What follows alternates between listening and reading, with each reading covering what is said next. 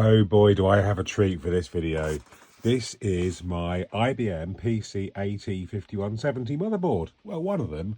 It's a 6 megahertz 286, but way more exciting than that is the SRAM memory expansion that my mate Mogwai Chris has been playing around with.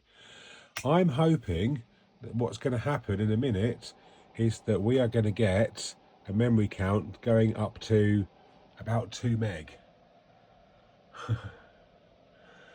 I'm actually shaking. Sorry, I'll smooth that out. Oh, it's working!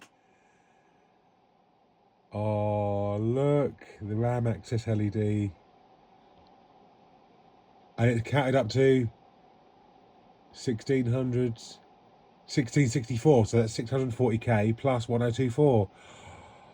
Chris, excuse my language, Chris, you're a genius. Well done, mate. Look at that. It's gone into basic. I need to get a bit more device. Oh, exciting. Bye.